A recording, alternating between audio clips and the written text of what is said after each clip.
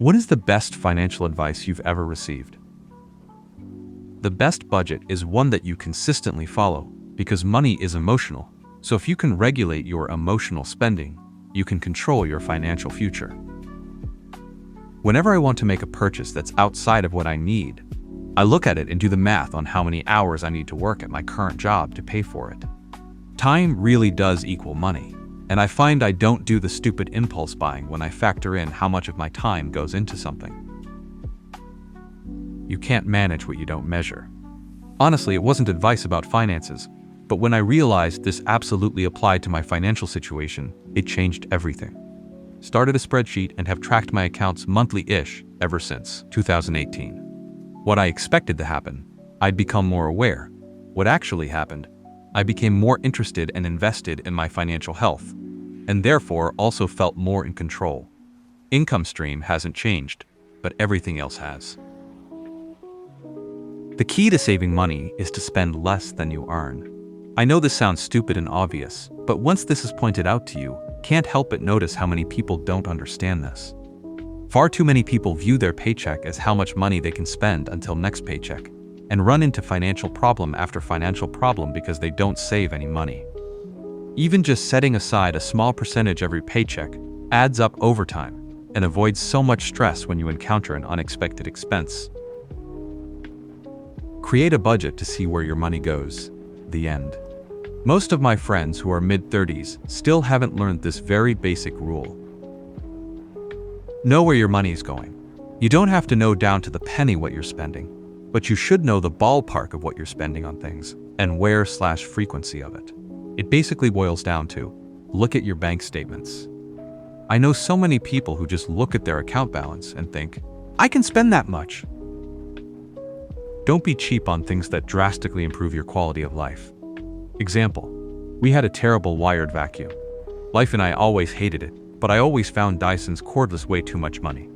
Until the day my wife got pissed off with me and bought it. We live in a 3-story townhouse with a kid.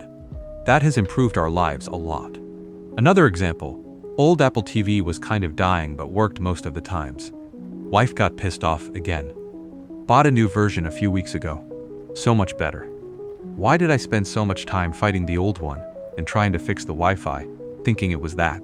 So, yeah, don't be that cheap like I am. Your wealth will depend on how often you can postpone your instant gratification. Get really good at delayed gratification. Basically get in the mindset of enjoying the process of waiting for long-term payoffs. Hedonistic adaptation will ensure that all the money you spend on new possessions with the intent of feeling happy will essentially be futile. Don't rely on materialism or fancy new gadgets to lead a happy life. Wealth consists not in having great possessions, but in having few wants. Rich people save first and spend what's left. Poor people spend first and save what's left, and there's nothing ever left. Pay yourself first, whether it be saving or investing. If you don't, that money will find another home, and you'll continue to struggle saving. Treat your monthly savings as if it's a bill. Pay it every month without fail as a priority. Advice I needed to hear at the time, and I've stuck at it ever since. Automate investing. This took me a while to do. I would try to time it. I would say to myself, when I get to this much in my checking, I will invest X amount, but I would not invest enough, or something would come up and derail me. I invest constantly, every week now. Rain or shine, I am investing every single week. If my income takes a hit, I lower the amount, but I am always investing nonstop. Discipline with saving. It's obvious that investing is the game changer, but having discipline with savings puts you ahead of so many people, and of course it tests you, because it's very hard. Your choice of spouse is the single greatest financial transaction or investment you will ever make. Choose well and live the rest of your life with the rewards. Choosing poorly can make your financial situation mathematically unrecoverable. If you can't comfortably talk money with your partner, then you're not compatible. I'd add if you don't have compatible financial values, and you are not compatible. Some people can talk about it, but not agree. And I've seen a lot of resentment build in partners where they don't have similar values around money. Not identical, but close enough to come to a working arrangement. Some people should focus on growing their income rather than cutting expenses. You can't brag about how much money you have whilst having someone who tells you when your lunch break is over. True financial freedom allows you to spend your time how you like. Your first savings goal should be duck you money. Never dip into it, always have it on call. You never want to be trapped, reliant on someone else. As soon as you are, they can make you do whatever they want. Instead, say duck you. Don't live beyond your means. It's better to have people think you're broke and be rich than look rich and be broke. Live within your means. If your means aren't satisfactory, invest in yourself to increase those means. Best advice I suggested my clients is never be afraid to downgrade your life to have peace of mind.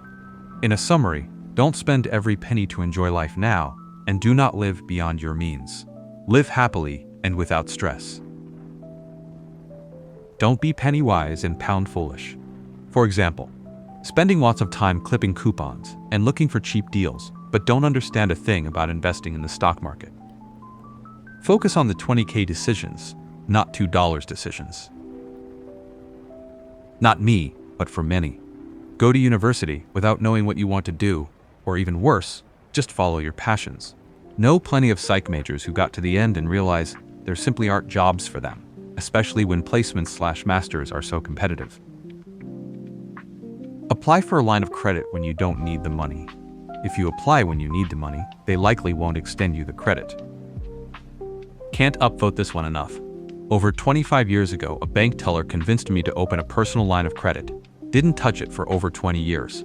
One day, life happened, and it was a lifesaver having that. Do not use credit cards like free money. Only spend what you can 100% pay for, and never leave a balance. If you do leave a balance, stop using the card immediately and pay it off as soon as possible. People completely misunderstand what credit cards are for.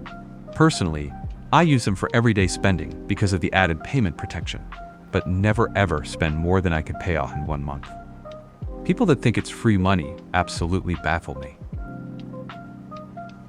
Don't take financial advice from people who are bad with money. Should be obvious, but it's harder than it sounds when it's apparent.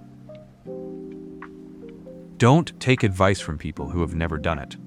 If you don't understand something someone is saying, tell them to explain it to you like you are 5.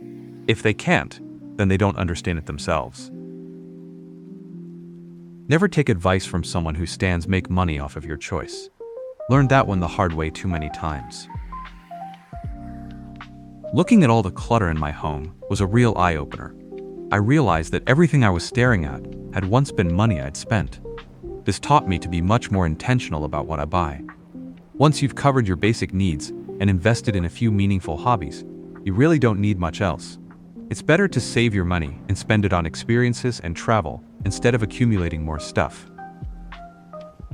Time in the stock market is more important than timing the stock market. Time in the market beats timing the market. Too bad I didn't listen to that advice in the first 5 years of my investing journey, and I lost a lot of money because of that. Never invest into something you don't understand. I really should have followed it more closely. You don't invest to make as much money as possible, but to meet your financial goals. This means that you should limit the amount of risk you take while investing, and that you don't gamble with your savings. Take as much risk as needed, but also as little risk as possible. Start saving money as young as possible, and leverage the awesome power of compound interest. Understand the power of compound interest. It can work for you, investments, or against you, loans. Invest in index funds rather than try to beat the market.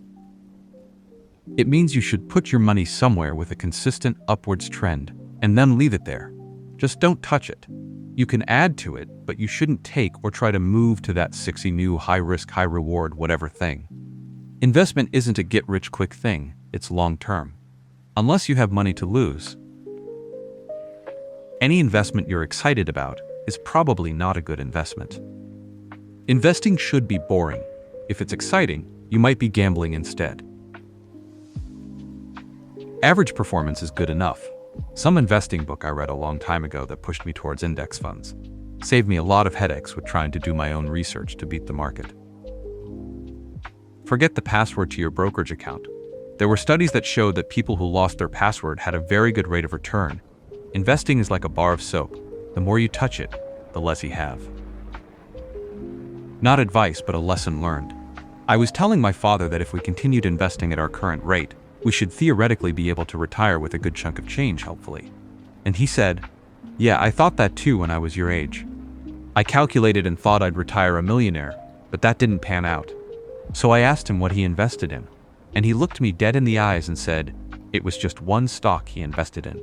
So folks, diversify, diversify, diversify. To know the game you're in, and not judge your progress by others if they're playing a different game. I am primarily a passive investor, and I have no business comparing my losses or gains to those of an options trader or stock picker. Got this out of a book though. Stopped reading finance and markets related books after that. The best advice is the advice Dad gave me. Invest as much as you can, as early as you can, but don't forget to live your life. Money is important to a lot of people, but nothing is more important than life. Spending money on having great times with friends, family, and going on holiday are investments in your life. No point being buried with a big stash of cash if you did nothing your whole life. So yes, go as hard as you can, as early as you can, but don't turn into that person that won't leave the house because they are trying to save every cent. Focus on doing what makes you happy, not buying what makes you happy. The nuance here is that you will buy things, but buy them because they allow you to do what makes you happy, as things generally have no intrinsic happiness built in. Don't expect to simply buy a thing and of itself it bringing you happiness. The benefit of this mindset is that you don't waste money on things that don't end up bringing you happiness. You can make your money back, but you can't get more time. As important as money is, don't make it your top priority. Enjoying the little things with the finite time we've got is a much more satisfying and fulfilling way to live compared to constantly chasing cash and checks.